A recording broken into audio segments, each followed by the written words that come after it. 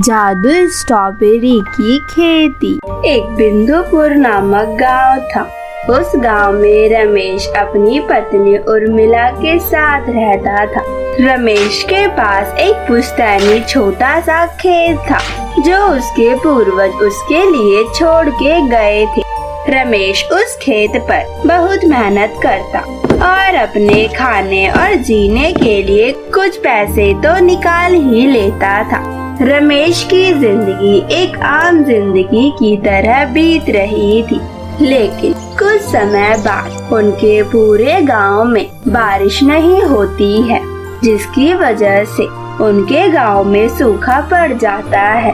ये सब देखकर रमेश बहुत चिंतित हो जाता है और वह अपनी पत्नी उर्मिला से कहता है, अरे उर्मिला, ये क्या हुआ? इस साल तो बारिश ही नहीं हुई। अगर ऐसा ही होता रहा तो पूरे गांव में सूखा पड़ जाएगा और यहाँ के लोग भूखे मरने लगेंगे। हाँ, ये तो सही कह रहे हो, लेकिन मैंने देखा है कि कई लोग सुबह सुबह शहर की तरफ जा रहे थे और मैं भी यही सोच रही हूँ कि हमारे खेत में भी तो सूखा पड़ चुका है। तो तुम भी कल सुबह शहर के लिए रवाना हो जाना। वहाँ पर औरों की तरह तुम्हें भी कुछ काम मिल ही जाएगा, जिससे हमारे घर में कुछ पैसे आने लगेंगे। वैसे भी ज्यादा राशन नहीं बचा है जो कि ज्यादा दिन तक चल पाएगा, कुछ ही दिन चल पाएंगे। इसलिए तुम पहले से ही कुछ काम ढूंढ लो, नहीं तो हमें आगे बहुत सी परेशानियों का सामना करना पड़ेगा। हाँ उर्मिला, ये तो तुम सही कह रही हो। ये तो मैंने सोचा ही नहीं। मैंने भी देखा था और सुना भी था कि कई गांव वाले शहर जा रहे हैं कुछ पैसे कमाने के लिए। आखिर हम किसानों के पास और कोई चारा भी तो नहीं है, एक खेत का ही तो सहारा होता है और वहाँ पे भी अकाल पड़ चुका है। तो कुछ न कुछ तो तरकीब निकालनी ही पड़ेगी। इससे अच्छा मैं शहर ही चला जाता हूँ। वहाँ पे कुछ काम मिलने के बाद हमारा कुछ न कुछ तो गुजारा हो ही जाएगा। और अगले दिन रमेश शहर के लिए रवाना हो जाता है। वह शहर पहुंचकर बहुत खुश होता है और कहता है, अरे अब मैं तो शहर पहुंच चुका हूँ। यहाँ पे कुछ काम मिल जाने के बाद मैं कुछ अच्छा कमा के उर्मिला के लिए कोई अच्छी चीज ले जाऊंगा, जिससे उर्मिला खुश हो जाए। उसके बाद रमेश कई दुकानों और कई फैक्ट्रियों में काम की तलाश में घूमने लगता है, लेकिन कई समय तक काम ढूंढने पर भी नहीं मिलता है और ऐसे ही करते करते शाम हो जाती है। रमेश दुखी हो जाता है और वह कहता है, अरे पूरा दिन बीत गया, मुझे तो कोई काम ही नहीं मिला। हर जगह आदमी पूरे हैं। आखिर मैं इतना लेट शहर क्यों आया? मेरी तो यहाँ कोई जरूरत ही नहीं है। किसी को अपने काम पर मुझे रखने की कोई आवश्यकता ही नहीं है। आखिर खाली हाथ मुझे घर लौटना पड़ेगा। उर्मिला मुझे ऐसे देखेगी तो बहुत दुखी हो जाएगी, लेकिन मैं अब कर भी क्या सकता हूँ? मुझे घर जाना ही पड़ेगा। यहाँ पर तो मेरा कोई गुजारा ही नहीं होने वाला है। यहाँ पर तो रहने की भी जगह नहीं है और न ही काम करने की सुविधा। अब मैं घर लौट जाता हूँ। ये कहकर रमेश उदास होकर घर लौट जाता है। जब रमेश घर पहुँचता है तो उर्मिला उसे खाली हाथ और इतनी जल्दी आता देखकर उससे पूछती है, अरे आपको क्या हुआ? आप इतनी जल्दी घर कैसे आ गए? आपको कोई काम नहीं मिला क्या? और आप खाली हाथ क्यों हैं? आपको तो हमारे बारे में पता ही है, तो आप ऐसा क्यों कर रहे हो? आपको कोई काम मिलता तो कर ही लेते। मुझे पता है कि आपको खेती के अलावा कोई काम नहीं आता है, लेकिन अगर कोई दूसरा काम करने की कोशिश करोगे तो जरूर कर लोगे। तुम उसकी चिंता मत करो। मुझे पता है आप कोई दूसरा काम करोगे तो आपको वह काम आ ही जाएगा। भले कुछ समय तो लगेगा ही, लेकिन वह काम आपको आ जाएगा। ये बात तो मैं भी जानती हूँ। अरे उर्मिला, मैं तुम्हें क्या बताऊँ? दरअसल मैं शहर तो गया था, लेकिन वहाँ पर मुझे कोई काम ही नहीं मिला। तो मैं कोशिश क्या करूँगा? मुझे तो लगता है कि वहाँ पर किसी को मेरी जरूरत ही नहीं है। वहाँ पर हर जगह लोग फुल हो चुके हैं। एक भी जगह किसी के लिए भी खाली नहीं है। अब तो हमें इसी गांव में रहकर ही कुछ न कुछ करना पड़ेगा। और उस दिन से रमेश गांव में ही कुछ काम ढूंढने लगता है, लेकिन उसे गांव में भी कोई काम नहीं मिलता है। और ऐसे ही दिन बीतने की वजह से उनके घर का राशन सारा खत्म हो जाता है। बस थोड़ा सा खाना बचा होता है जो उर्मिला ने अपने लिए बचा के रखा होता है। दूसरी तरफ जब परियों के देश में रानी परी को यह बात पता चल जाती है कि एक गांव में सूखा पड़ चुका है और वहां के लोगों को कई दिक्कतों का सामना करना पड़ रहा है, इसलिए रानी परी मधु परी को धरती लोक पर मदद करने के लिए भेज देती है। मधु परी जब धरती लोक पर आती है तो उस गांव की स्थिति को देखकर कहती है, अरे यहाँ पर तो बहुत सारी दिक्कतें होंगी क्योंकि यहाँ पर तो बहुत ज्यादा सूखा पड़ चुका है। यहाँ के लोगों को मुझे जरूर मदद करनी चाहिए, लेकिन मुझे एक सही व्यक्ति ढूंढना पड़ेगा जिसे मैं अपनी थोड़ी शक्तियाँ दे दूं और वह पूरे गांव की मदद कर सके। उसके बाद मधु परी एक गरीब भिखारन लड़की का रूप ले लेती है। मधु परी हर किसी के घर पे जाती है और हर किसी से खाना मांगती है, लेकिन उसे कोई भी नहीं देता है और आखिर में वह उर्मिला के घर पहुंचती है। उर्मिला को उस लड़की की हालत देखी नहीं जाती है और उर्मिला उससे कहती है, अरे बेटी, तुम्हारी हालत तो बहुत बेकार है। मुझे पता है कि तुम भूख के मारे ऐसे तड़प रही हो। हमारे पूरे गांव में सूखा पड़ चुका है, लेकिन इसमें मैं भी कुछ नहीं कर पा रही हूँ। तुम्हारी हालत मुझे देखी नहीं जा रही है, इसलिए मैं तुम्हें अपना खाना दे रही हूँ। तुम यही खाना खा के अपना पेट भर लो, क्योंकि इसके अलावा मेरे पास और खाना नहीं है। कृपया मुझे माफ कर दो कि मैं तुम्हारी मदद नहीं कर पा रही हूँ। मैंने आज से पहले अपने घर पे आने वाले किसी भी लोगों को खाने के लिए मना नहीं किया है। मैं सभी को भर पेट खाना खिलाती हूँ, लेकिन आज मेरी स्थिति तो खुद भी भर पेट खाना खाने की नहीं है, इसलिए मैं तुम्हें यही दे पाऊंगी। मधु परी वह खाना ले लेती है और वह खाना खाने के बाद मधु परी अपने असली रूप में आ जाती है। उसे अपने असली रूप में देखकर उर्मिला कहती है, अरे तुम तो एक परी हो, तुम मुझसे खाना क्यों मांग रही थी? तुम्हारे पास तो हर एक चीज है, तुम मुझसे मदद क्यों मांग रही थी? हाँ उर्मिला, तुम सही कह रही हो, मेरे पास हर एक चीज है, मुझे मदद मांगने की कोई जरूरत नहीं थी। लेकिन मैं यहाँ पर परीक्षा ले रही थी कि मैं किसकी मदद करूँ, कौन इस मदद के लायक है, और तुम उस परीक्षा में पास हो चुकी हो, इसलिए मैं तुम्हें कुछ देना चाहती हूँ। उसके बाद मधु परी उर्मिला को कुछ बीज देती है और कहती है, उर्मिला, इन बीजों को तुम अपने खेतों में लगा देना। जब तुम इन बीजों को अपने खेत में लगा दोगी तो वह अगले दिन ही बहुत सुंदर सुंदर स्ट्रॉबेरी के खेतों में बदल जाएंगे, वो भी एक दिन में। और वो कोई आम स्ट्रॉबेरी नहीं होंगी, वह साइज में बड़े और स्वादिष्ट होंगे, जिससे तुम्हारी अच्छी कमाई होगी और उनमें उपज भी बहुत ज्यादा होगी, जिसे तुम्हें संभालने के लिए इन गाँव वालों को भी लेना पड़ेगा, जिससे तुम्हारे पूरे गांव की तरक्की होने लगेगी और तुम्हारे गांव की यह गरीबी भी दूर हो जाएगी और यहाँ के लोग आराम से रहने लगेंगे। यह कहकर मधु परी गायब हो जाती है। उर्मिला परी के कहे अनुसार ऐसा ही करती है और अगले दिन जब वह उन पौधों को देखने जाती है तो वह हैरान हो जाती है कि असलियत में वह एक दिन में ही पौधे हरे भरे और उनमें स्ट्रॉबेरी लग गई थी, जो कि विश्वास करना मुश्किल हो गया था। लेकिन उर्मिला सब कुछ समझ जाती है और अपने पति रमेश को सारी बात बता देती है, जिसे सुनकर रमेश बहुत खुश हो जाता है और वह पूरे गांव में सबको बता देता है कि उन्हें शहर जाने की कोई जरूरत नहीं है, वे अपने गांव में ही रहकर मेहनत करके पैसे कमा सकते हैं, वो भी अच्छे। और उस दिन से रमेश के खेतों में गांव के सभी लोग काम करने लगते हैं। रमेश उनको बहुत अच्छी मजदूरी देता है, जिससे उनकी कमाई भी बहुत अच्छी हो जाती है और पूरे गांव की गरीबी भी दूर हो जाती है।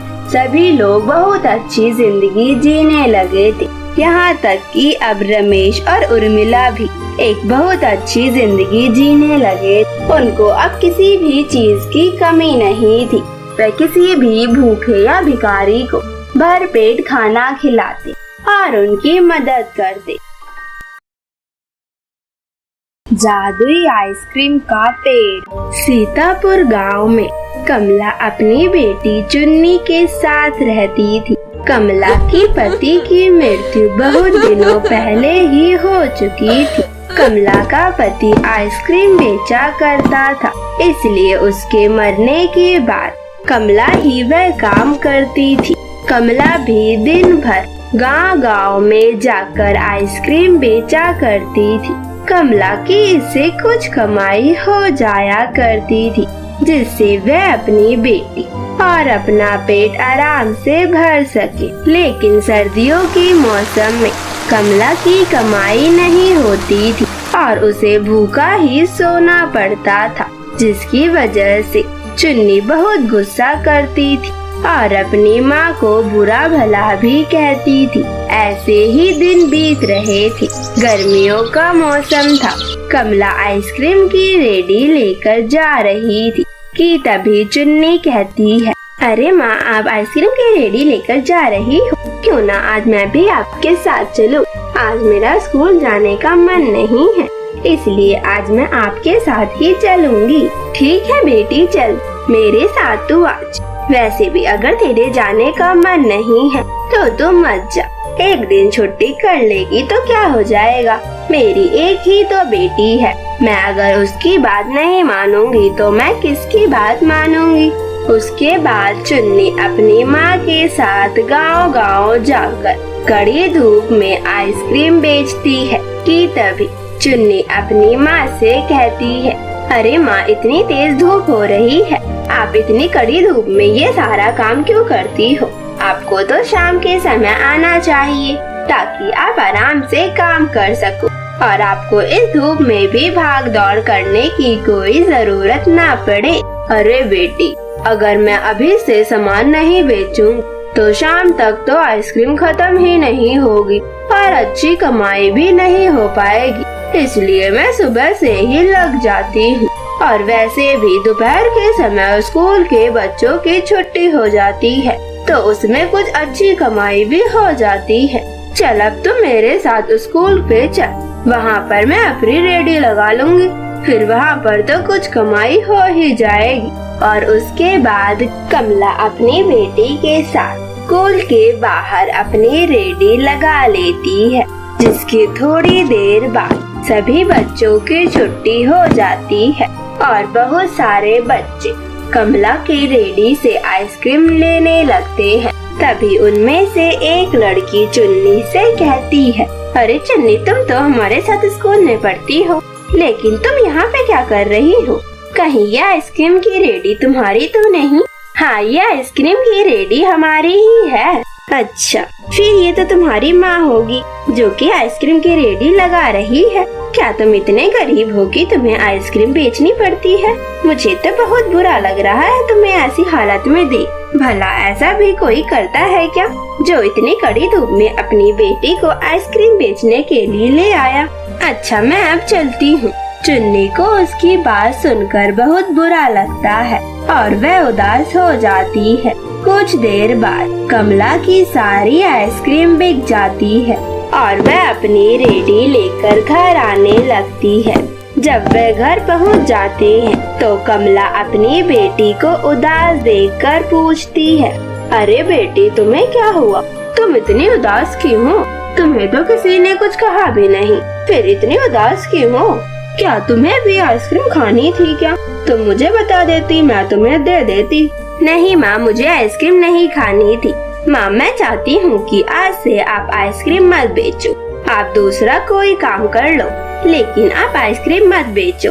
अरे चुन्नी बेटी, तुम ये क्या कह रही हो? अगर हम आइसक्रीम नहीं बेचेंगे तो हमारी कमाई कैसे होगी? भला तुम्हें हमारे घर की स्थिति तो मालूम ही है। अगर ये आइसक्रीम नहीं बिकेगी तो हमें भूखा ही सोना पड़ेगा। तुम्हें ठंडियों की हालात पता नहीं है क्या? जब ठंडियों में आइसक्रीम नहीं बिकती है तो हमारी क्या हालत हो जाती है। अच्छा माँ, अगर आप आइसक्रीम बेचना चाहती हो तो स्कूल के बाहर मत बेचना, वहाँ पर मेरी सहेलियाँ मेरी बहुत बेइज्जती करती है और मैं अब ये नहीं चाहती हूँ। अगर आपको आइसक्रीम बेचनी है तो बेचो, नहीं तो मुझे बता दो, मैं ये घर ही छोड़ के चली जाती हूँ। आप अपनी आइसक्रीम बेचते रहना। अरे बेटी, ये तू क्या कह रही है? तेरे अलावा इस दुनिया में मेरा कोई नहीं है। अगर तू ही इस घर में नहीं रहेगी तो मैं क्या करूँगी इस घर में रहकर। अगर तू चाहती है कि मैं स्कूल के बाहर आइसक्रीम ना बेचूं तो मैं आज से नहीं बेचूंगी। और उस दिन से कमला स्कूल के बाहर आइसक्रीम नहीं बेचती है, जिसकी वजह से कमला की अच्छी कमाई नहीं हो पाती है और वह नई नई आइसक्रीम भी नहीं खरीद पाती है। कमला के घर में अब पैसों की कमी होने लगी थी, इसलिए कमला अब उदास उदास रहने लगी थी। एक दिन कमला अपनी आइसक्रीम बेचने के लिए घर से निकल जाती है। कड़ी धूप में कमला कई गांवों और कई जगहों पर बेचती है, लेकिन धूप होने के कारण वह थक जाती है और एक पेड़ के नीचे अपनी आइसक्रीम की रेडी लगाकर वहां पर बैठकर आराम करने लगती है कि तभी कमला की आंख लग जाती है और कमला वहीं पर सो जाती है। कमला की आइसक्रीम की रेडी अपने आप चलने लगती है और वह जाते जाते नदी में डूब जाती है। जब कमला की नींद खुलती है तो वह अपनी आइसक्रीम की रेडी को ढूंढने लगती है, लेकिन वह ढूंढ ढूंढ के परेशान हो जाती है और उस नदी के किनारे आकर रोने लगती है। अरे, एकमात्र हमारे घर चलाने का सहारा था, अब तो वो भी नहीं रहा, पता नहीं कहाँ चला गया। मुझे अब लगता है कि अब हमारे घर में खाने के भी लाले पड़ जाएंगे। आखिर मैं अपनी बेटी को क्या खिलाऊंगी? वह तो अभी छोटी है, वो मेरी मजबूरी को क्या समझेगी। ये सब सोचकर कमला रोती है कि तभी वह नदी उसकी सारी बात सुन लेता है और वह कहता है, अरे कमला, तुम मत रो, तुम्हें रोने की कोई जरूरत नहीं है। तुम इतनी दुखी मत हो, तुम्हारी मदद मैं करूँगा। दरअसल तुम्हारी आइसक्रीम की रेडी अपने आप चलते चलते यहाँ पर इस पानी में डूब गई, जिसकी वजह से तुम्हें यह आइसक्रीम की रेडी नहीं मिल रही है। मैं तुम्हारी आइसक्रीम की रेडी अभी देता हूँ। और उसके बाद वह नदी एक जादुई पेड़ प्रकट करता है, जिसमें बहुत सुंदर सुंदर आइसक्रीम की रेडी लगी होती है, जिसे देखकर कमला हैरान हो जाती है और वह कहती है, अरे ये क्या, ये तो एक आइसक्रीम की रेडियो वाला पेड़ है। आज से पहले मैंने तो ना ही इसके बारे में सुना और ना ही देखा है। हाँ कमला, यह कोई आम पेड़ नहीं है, यह एक जादुई आइसक्रीम की रेडियो वाला पेड़ है, जिसपे बहुत सारी आइसक्रीम की रेडियां लगी हुई है। अब तुम बताओ तुम्हें कौन सी रेडी चाहिए, मैं तुम्हें वह रेडी दे दूंगा। लेकिन इसमें से तो मेरी एक भी रेडी नहीं है। मेरी रेडी तो बहुत आम सी थी और बिल्कुल पुरानी, लेकिन यह तो बिल्कुल नई नई और सुंदर सुंदर है। यह तो मेरी रेडी नहीं है। हाँ कमला, तुम सही कह रही हो। मैं तुम्हारी एक और बार परीक्षा ले रहा था कि तुम सच कह रही हो या फिर झूठ, और तुम उसमें पास हो गई हो। इसलिए तुम्हें मैं इनमें से एक रेडी देना चाहता हूँ। इन आइसक्रीम की रेडियो के अंदर जो आइसक्रीम होगी वह बहुत स्वादिष्ट होगी, जिसे कोई भी खाएगा तो तुमसे बार बार खरीदता ही रह जाएगा। और इस आइसक्रीम की रेडियो की आइसक्रीम कभी भी खत्म नहीं होगी, जिससे तुम्हारी बहुत अच्छी कमाई हो जाया करेगी और तुम एक अच्छी जिंदगी भी जी पाओगी। और कमला ये सब सुनकर बहुत खुश हो जाती है और वह आइसक्रीम की रेडी अपने घर ले जाने लगती है कि तभी उसकी रेडी के पास एक औरत आती है और वह कहती है, अरे बहन, मुझे एक आइसक्रीम तो देना, इतनी गर्मी है, भला आइसक्रीम खाकर तो मन ही भर जाता है, चलो एक आइसक्रीम दे दो। उसके बाद कमला उस औरत को एक आइसक्रीम दे देती है। जब वह औरत वह आइसक्रीम खाती है तो बहुत खुश हो जाती है और कहती है, अरे बहन, ये आइसक्रीम तुम कहाँ से लाई हो? ये तो बहुत स्वादिष्ट है। आज से पहले मैंने इतनी अच्छी आइसक्रीम नहीं खाई है।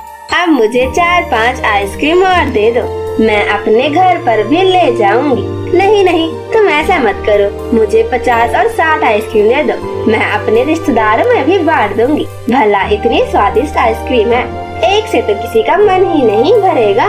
और कमला उसे बहुत सारी आइसक्रीम दे देती है। रास्ते में ऐसे ही करते करते कमला की बहुत सारी आइसक्रीम बिक जाती है, लेकिन कमला की रेडी की आइसक्रीम एक भी कम नहीं होती है।